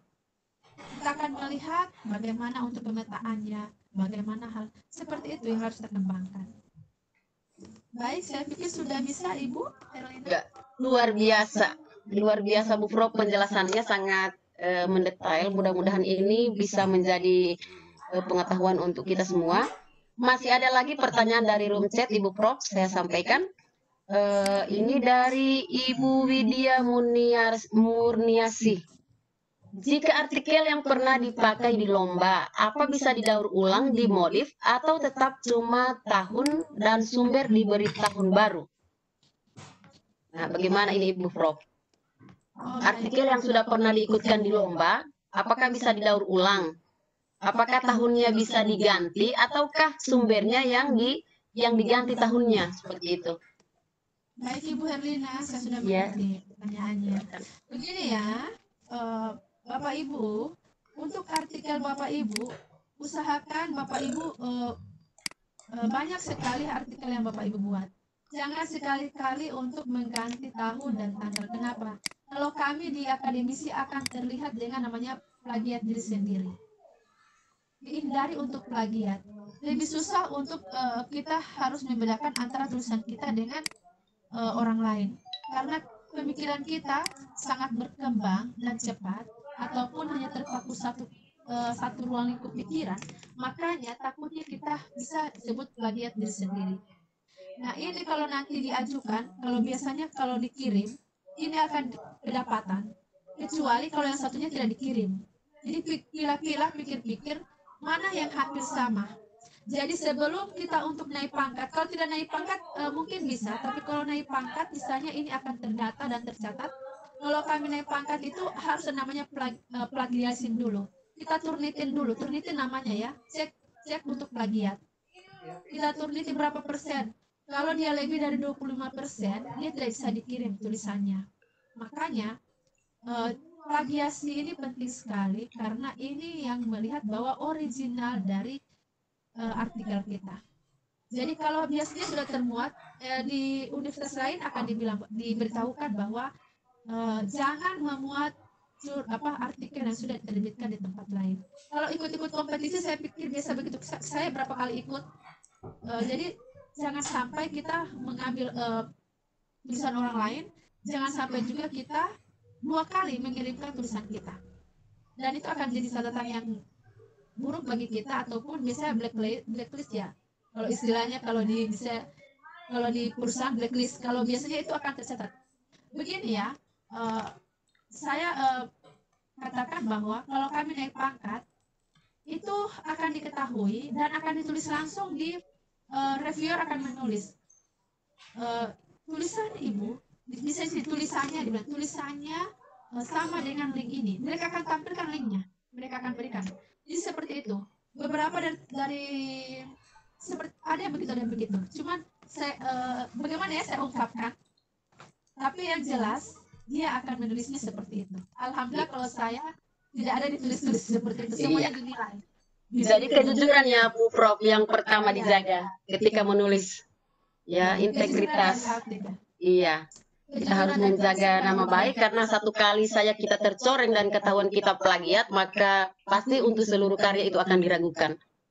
Seperti Cuman itu. begini, ada satu cara. Iya. Sebelum kita untuk memuat tulisan kita, artikel kita, jangan lupa cek plagiat duluan.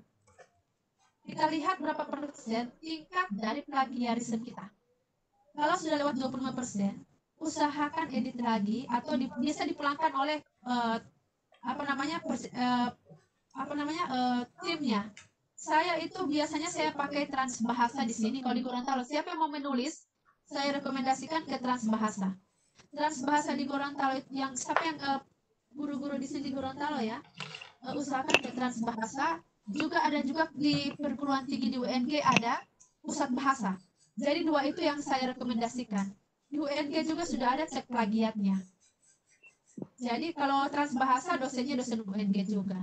Jadi silakan Bapak Ibu memasukkan makalahnya ke dua tempat itu. UNG di pusat bahasa dan Transbahasa. Kalau dulu saya naik pangkat lebih banyak ke Transbahasa. Tapi kalau saya tahu pusat bahasa sudah dari dulu sudah ada. Jadi seperti itu. Baik Ibu Herlina. Ya, kita kembali ke raise hand Bu Prof. Ya. Iya. Kita akan lihat kembali untuk yang raise hand dari Pak Sutarjo Paputungan. Silakan Pak Sutarjo. Hai sahabat. Ya. Ya, halo Pak Sutarjo.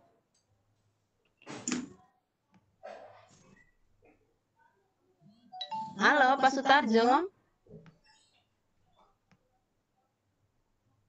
Ya, kayaknya beliau tidak berada di tempat ini. Halo Pak Sutarjo.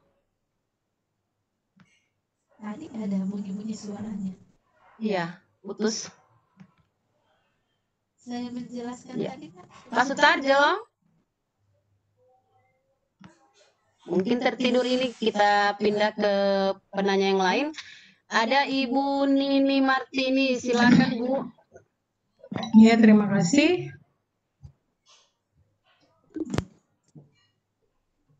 Terima kasih. Assalamualaikum warahmatullahi wabarakatuh. Waalaikumsalam warahmatullahi wabarakatuh. Iya, saya Ibu Nini Martini dari SMP 16 Palu. Saya guru. Ibu Prof, saya mau bertanya tentang apakah penelitian yang telah 5 tahun lalu itu masih bisa, hasil penelitian maksud saya, masih bisa dijurnalkan. Kala itu saya mau jurnalkan karena kala itu banyak untuk kenaikan pangkat, banyak guru-guru yang antri untuk memasukkan jurnalnya, sehingga jurnal kami itu karena menunggu giliran tidak bisa dimuat. Jadi itu yang membuat saya jadi ciut. Ternyata terlalu banyak yang antri seperti itu. Jadi saya tidak menulis lagi.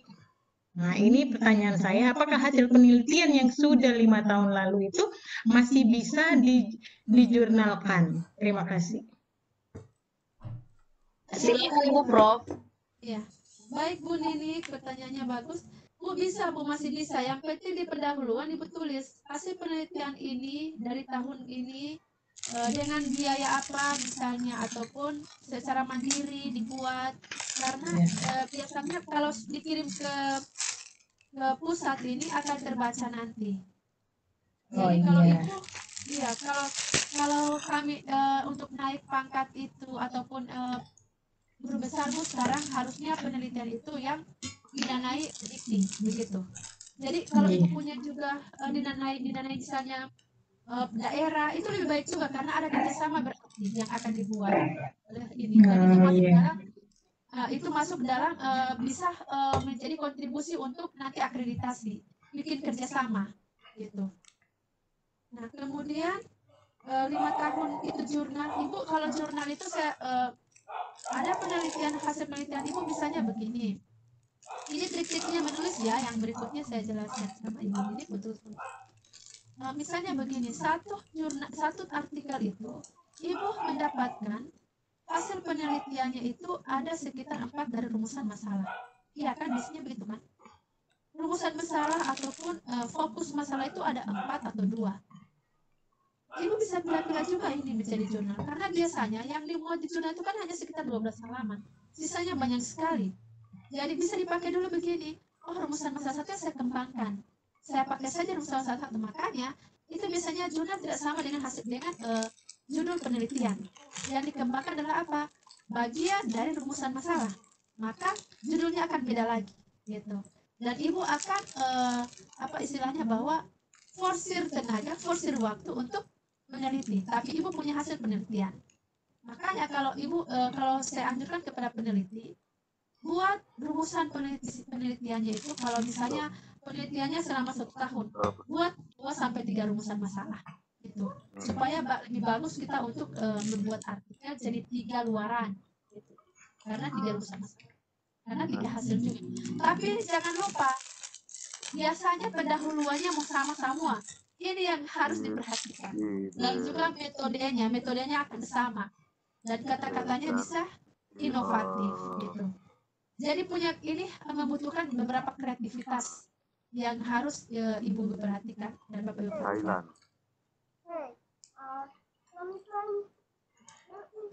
Sudah Ibu Herlina, kayaknya sudah ya. Ya, terima kasih Ibu Prof. Bagus sekali apa yang disampaikan oleh Ibu Prof. Berarti ini menjadi bahan masukan untuk kita ketika melakukan penelitian. Rumusan masalahnya harus lebih dari 1, supaya nanti ketika dikembangkan jadi artikel itu bisa dibuat sejumlah rumusan masalah seperti itu Bu Prof ya. Iya. Jadi kalau misalnya 3 rumusan masalah bisa saja kita kembangkan menjadi 3 artikel. Ya. Iya. Ini Bapak Ibu 10 menit ke depan ya, insya Allah waktu kita akan berakhir karena tadi kami sudah terlambat masuk dari awal. Mestinya kita sampai pukul 21.30 WITA, jadi masih kami tambah 10 menit ke depan. Kesempatan berikut untuk Pak Sutarjo, beliau sudah berada di room saat ini. Silakan Pak Sutarjo. Baik, terima kasih atas kesempatan yang diberikan. Assalamualaikum warahmatullahi wabarakatuh. Waalaikumsalam. Assalamualaikum warahmatullahi wabarakatuh. Waalaikumsalam warahmatullahi wabarakatuh. Pak Sutarjo, silakan. Baik, izin bertanya Ibu Prof. Menarik sekali apa yang disampaikan oleh Ibu Prof. Sangat menginspirasi kami. Kemudian pemaparannya juga sangat baik, dan yang menjadi catatan kami sebetulnya ada beberapa pertanyaan seperti penanya-penanya sebelumnya. Alhamdulillah sudah terjawab. Yang menjadi pertanyaan kami, karena kami ini masih di tingkat sekolah guru, maka tentunya kami hanya mungkin lebih levelnya ke jurnal-jurnal yang ber-ISBN gitu, tidak lebih ke mungkin internasional dan lain sebagainya.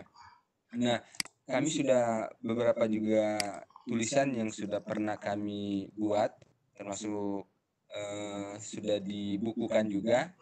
Namun saya mencoba untuk UNG universitas, ada beberapa jurusan yang pernah saya masuki, namun sangat disayangkan itu setiap kali publikasi ilmiah itu kami dimintakan apa namanya regis untuk pembayaran.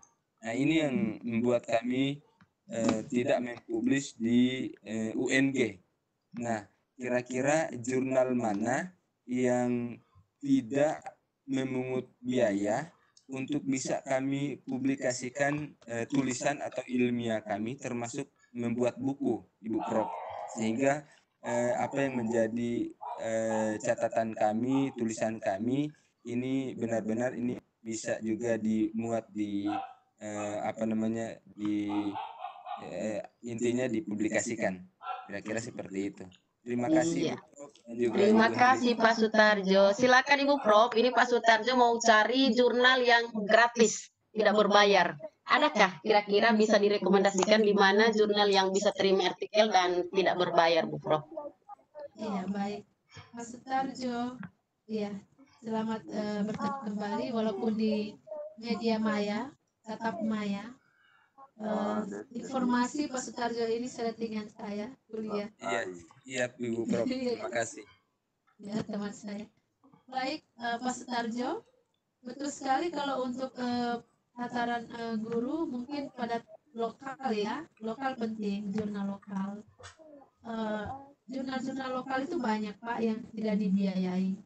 Adapun di kampus seperti di UMG menurut Bapak dibiayai, sebenarnya itu bukan pembiayaan. Tapi itu adalah bentuk dari ketika jurnalnya akan nanti terpublish, maka dia sudah dengan awal berarti membayar cetaknya itu. Jadi biaya cetak bukan biaya biaya submit, bukan biaya untuk tayang, tapi cetaknya itu yang sudah diminta duluan. Kebanyakan ketika dicetak, biaya cetak ini membutuhkan dana untuk kertas, kemudian untuk dan sebagainya. Ini yang dimaksudkan untuk biayanya, bukan pembayaran untuk publish. Kalau publish dia langsung publish, itu maksudnya. Nah, dalam tataran kalau ada juga yang biasanya mereka tidak kirim lagi cetakan, tapi mereka istilahnya elektronik, jadi elektronik jurnal. Ini ada teman saya. Kalau tapi berdasarkan bidang ilmu ya Pak. Kalau saya biasanya saya masukkan ke pendidikan, ada di itu teman saya di Palu, mereka yang lokalan mereka tidak bayar. Ada juga yang di universitas kemarin saya itu malah didanai gitu, saya masukkan. Nanti saya kasih ke Pak Sutarjo mana saja yang ini yang jurnal-jurnal yang tidak ada biayanya seperti itu, karena mereka lebih mengirim yang namanya elektronik. Kalau kami UNG, kami lebih pada yang namanya cetakan. Karena kenapa? Biasanya reviewer meminta cetak, mereka tidak mau melihat yang ada di publish. Karena kenapa? Kalau biasanya di publish ada, di cetakan tidak ada. Itu keakuratannya kurang lengkap. Gitu. Ini yang dimaksudkan kenapa harus membayar. Ketika kami cetak, mereka mengambil, tidak dikasih kembali uang cetak. Gitu. Biasanya. Jadi terserah, biasanya awalnya diminta begitu memang. Tapi kalau kami di sini memang kami juga membayar kalau masuk di situ. Gitu. Tapi sebenarnya ini hanya untuk pada tataran yang kalau biasanya kami hanya mengatakan bahwa kami hanya butuh yang namanya publisher. Gitu. Kalau UMG sudah publisher sudah pasti ada itu ininya. Tapi setidaknya dalam hal-hal yang namanya untuk publish itu, kalau pembayarannya saya lihat-lihat di setiap jurnal banyak sekali, bahkan jurnal-jurnal yang internasional pun masih ada yang namanya pembayaran. Cuma ada hal-hal tertentu yang tidak dibayar, itu membutuhkan reviewer yang ketat reviewernya. Kenapa? Karena mereka lebih menjaga pada kualitas. Ada jurnal yang mengarah kualitas. Jadi ketika nanti dipublish maka harus membayar. Tidak ada seperti awalnya begitu. Ya seperti itu sih di jurnal internasional. Jadi alhamdulillah kalau ada beberapa orang dari kami, ada teman kami juga yang ini, mereka jurnalnya malah dikembalikan oleh Dikti kalau dimasukkan ke Dikti pembayarannya. Gitu. Jadi sebenarnya ini hanya masalah-masalah teknis saja. Tapi pembayaran itu masalah belakangan. Yang terpenting ada dulu tulisannya yang sesuai dengan template. Itu maksudnya. Baik Ibu Herlina, terima kasih. Iya, luar biasa Pak Sutarjo. Ini penjelasan dari Ibu Prof. Pak Sutarjo, sebagai bahan informasi untuk Pak Sutarjo, kalau misalnya juga ingin jurnal yang free, di LPMP Gorontalo sampai sekarang masih tersedia free, tapi nanti yang reviewnya itu dari Universitas Negeri Gorontalo. Jadi sama, tetap menjalani review yang ketat juga. Iya.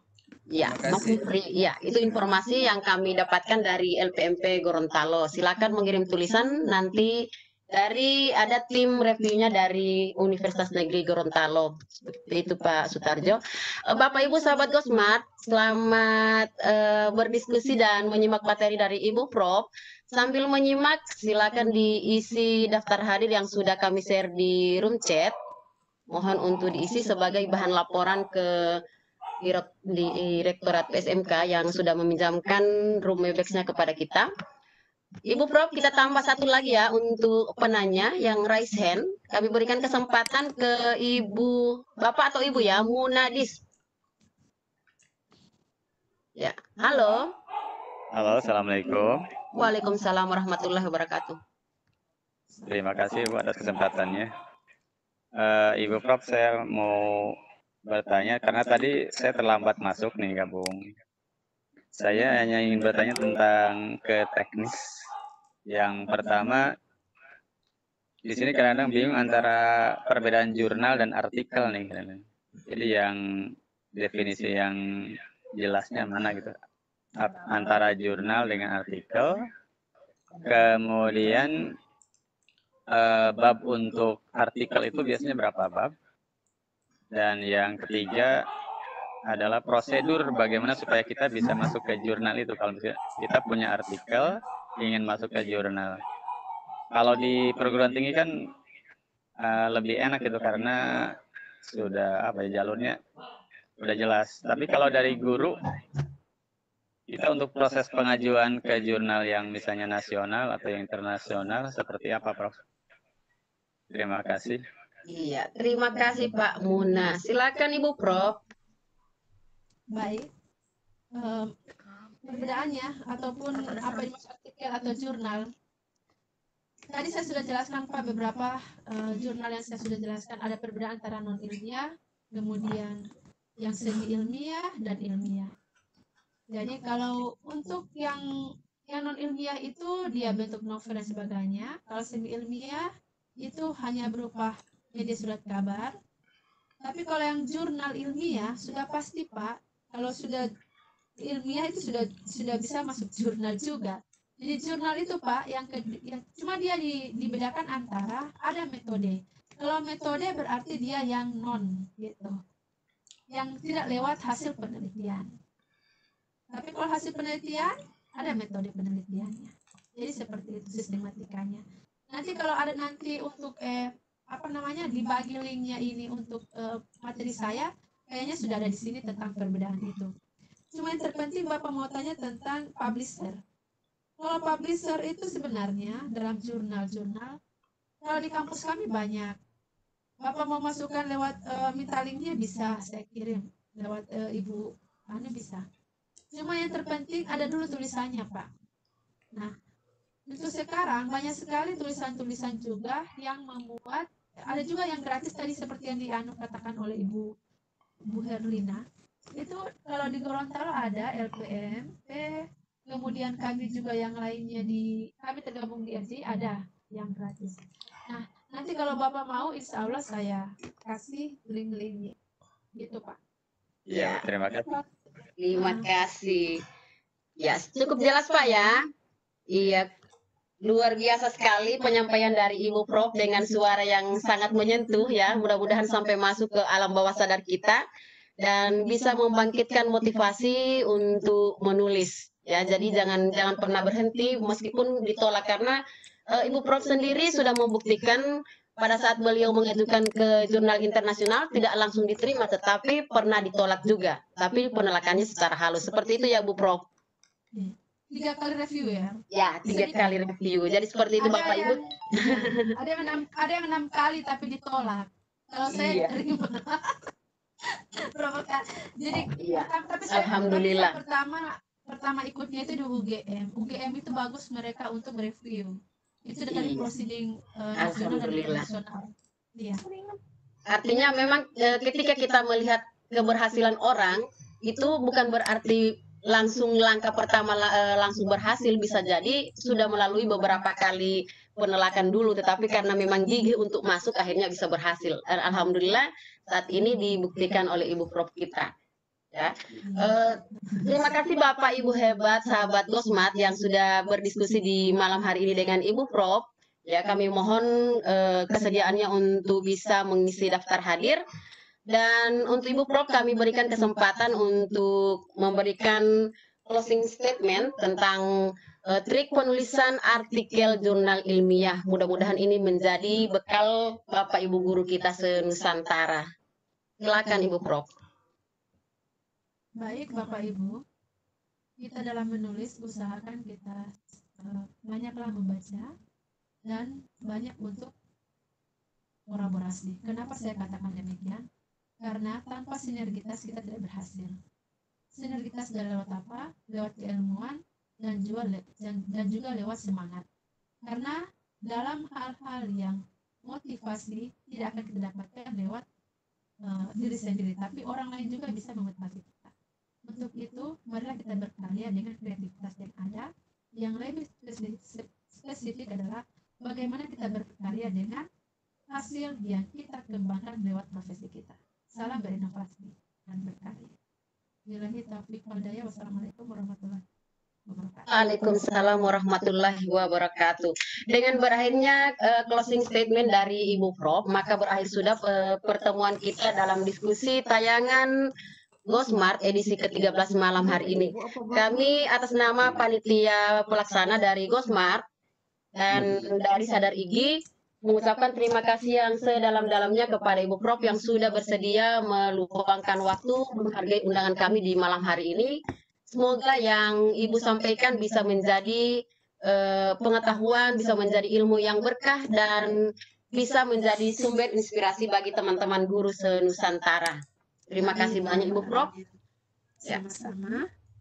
Terima kasih. Bapak Ibu yang sudah bersedia berpartisipasi di dalam room event pada malam hari ini, terima kasih. Sama-sama kita saling berbagi, saling menguatkan, saling mendukung. Semoga kita menjadi guru-guru yang hebat. Guru-guru yang dikenang karena karya, bukan karena gaya, insya Allah ya. Kita saling menguatkan dan saling mendukung untuk itu. Terima kasih untuk kebersamaannya, dan kami undang kembali Bapak Ibu di tayangan Gosmart edisi ke-14 2 pekan mendatang, insya Allah di hari dan jam yang sama.